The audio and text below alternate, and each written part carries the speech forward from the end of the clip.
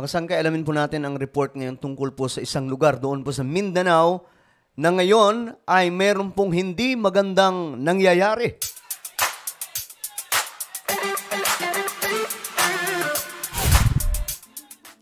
Magandang oras po sa lahat ng mga kababayan natin, sa lahat po ng mga solid sangkay na nanonood ngayon.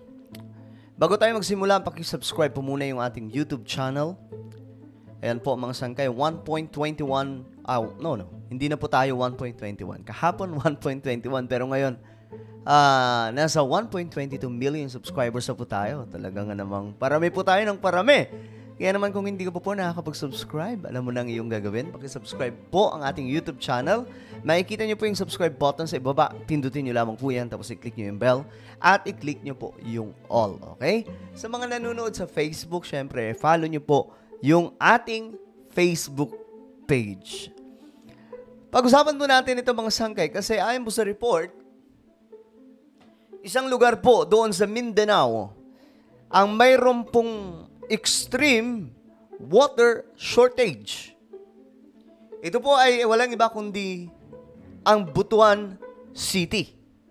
Na ayon po sa report, isinailalim na sa state of calamity dahil nga daw po sa matinding kakulangan ng supply ng tubig.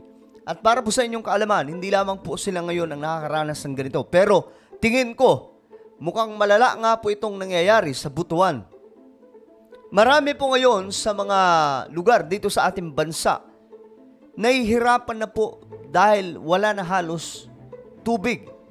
At alam nyo mga sangkay, pinagpapasalamat ko rin talaga sa Panginoon kasi yung lugar namin, hindi po kami problemado sa tubig.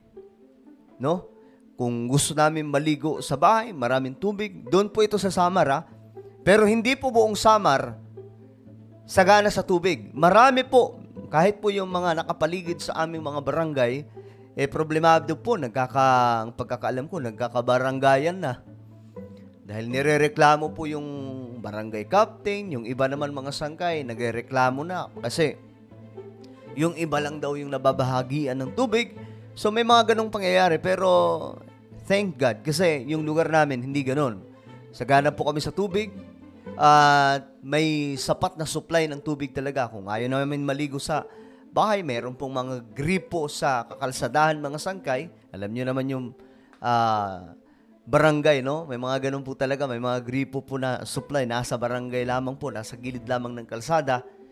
At kung hindi naman namin trip sa gripo-gripo or sa CR lang mga sangkay, maligo, pwedeng mag-swimming kasi tuloy-tuloy din po yung agos ng tubig na malapit lang din po sa lugar namin. Pero karamihan po ngayon, no, nakakalungkot mang isipin, maraming mga lugar dito sa Pilipinas at hindi lamang po sa Pilipinas kundi sa buong mundo.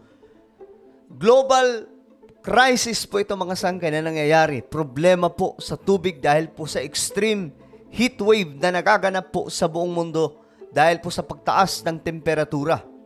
Dahil po sa climate change.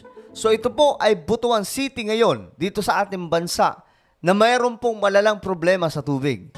Isinailalim naman sa state of calamity ang buong syudad ng Butuan dahil sa nararanasang extreme water shortage crisis. Grabe, oh.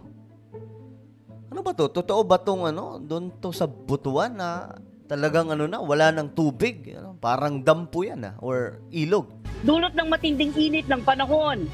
Ayon sa State Weather Bureau Pag-asa, kasalukuyang nakararanas ng way below normal rainfall ang Butuan City sa loob na ng 3 buwan. Nako, 3 buwan mga sangkay na wala na pong ulan-ulan ang lugar na ito.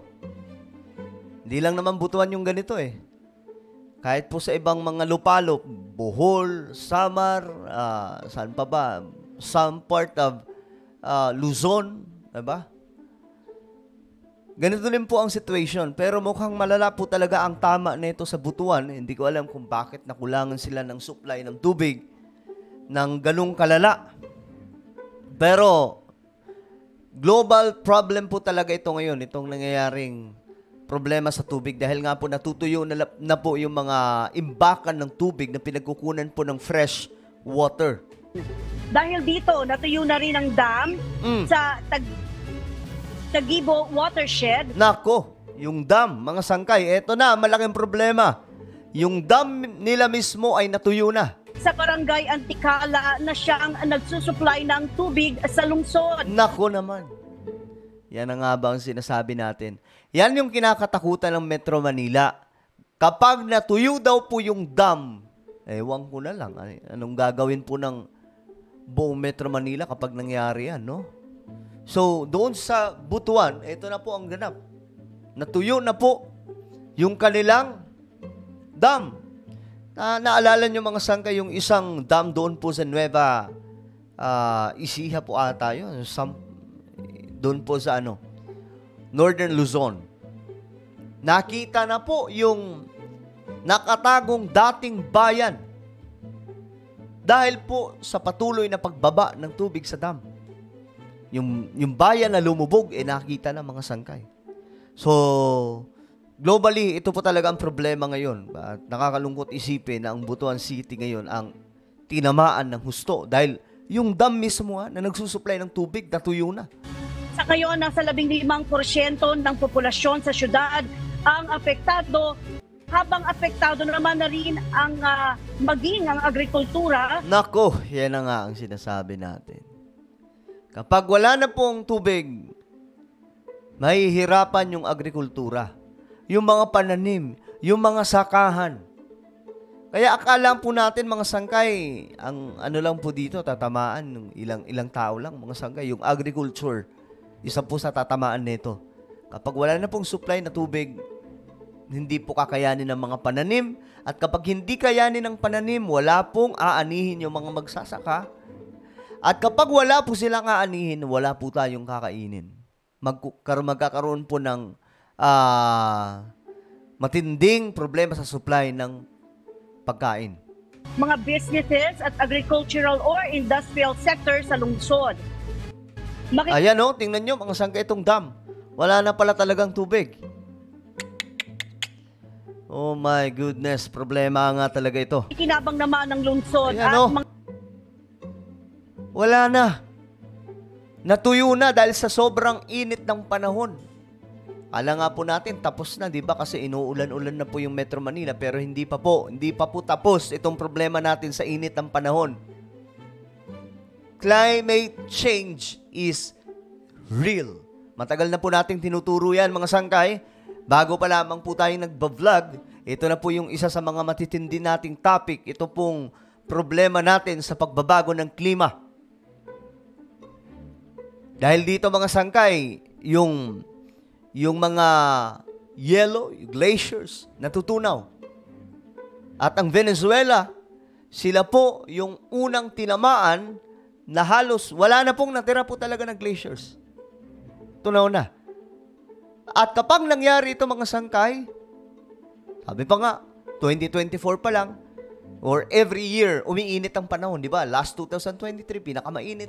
Ngayon na naman, mukhang ito po yung pinakamainit, 2024. So ano po ang magiging problema natin in the future? Yung init ng panahon. By 2030, na isa po sa sinasabi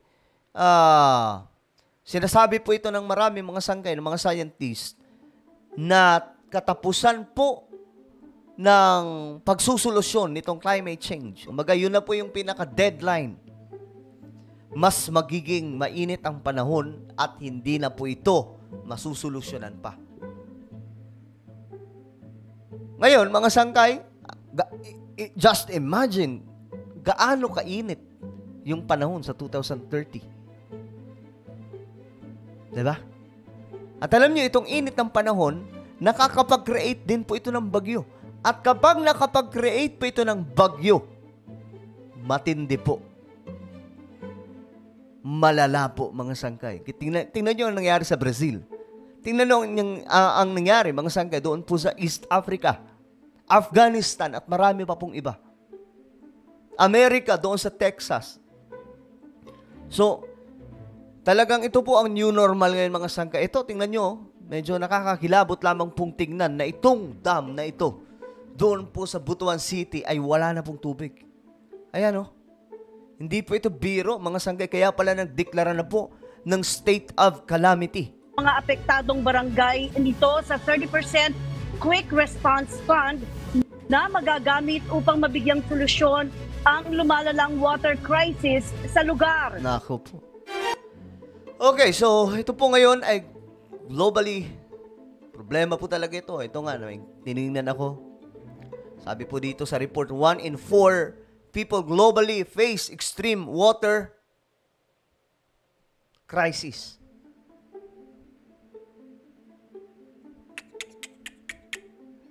Nako po, mga sangkay. Well, let's pray. Panalangin po natin ang ating bansa, mga sangkay, especially yung Butuan City. Hindi ko alam paano sila survive ng need nila dito ng water talaga. Grabe, no? Tingnan nyo mabuti kung kaano po. Okay, ano po ang inyong komento? Just comment down below. Now guys, I invite you please subscribe my YouTube channel, Sangkay Janjan Daily. Dito po ako nag-upload mga sangkay ng mga pampa-good vibes na video, yung mga lakad po natin, yung mga ganap natin sa buhay, dito po natin ina-upload. Kaya naman, hanapin nyo po ito sa YouTube o di kaya tingnan nyo po sa inyong mga screen. And click the subscribe, click the bell, and click all. Ako na po yung magpapaalam. Mag-ingat po ang lahat. God bless everyone.